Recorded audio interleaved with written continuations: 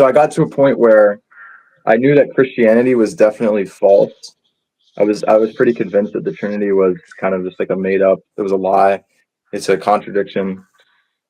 But I wasn't sure if Islam was the truth. So there was a brief period where I was basically just a theist.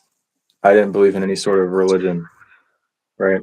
Um, but my dad, subhanAllah, he brought me to a lot of Islamic events in the masjid. So I would talk with sheikhs and some other people. I joined a robotics club that was all Muslims.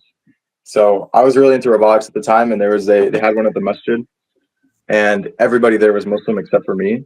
So I was constantly surrounded by these people, and eventually I was talking to a sheikh, a local sheikh, may Allah bless him.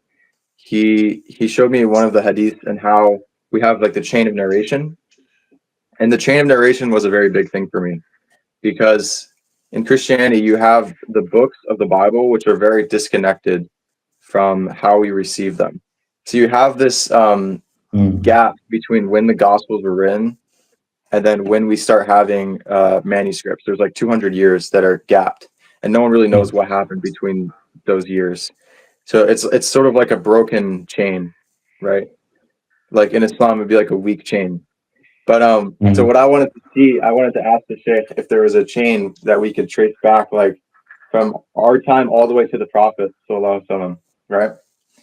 And subhanAllah, he took the time to find a hadith and bring the entire chain of all the people in like the isnad or the chain of it, and he brought all their biographies and he read all of it to me, so I could read each person and like their trustworthiness, right? I mean, not to get too deep into like hadith science, I'm not a scholar on this, but basically they grade like the people on honesty and how good their memory is, so that way they can know if they're reliable to transmit the hadith, right?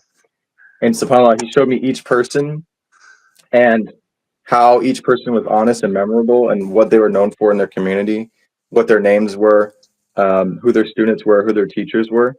And you would never get this kind of transmission in any other belief system. So yeah, so that right there kind of showed me that Islam is definitely the truth. And I actually took my shahada that day, and then my brother and my mom and my sister also took it that day as well. So that's how me and my family became Muslim.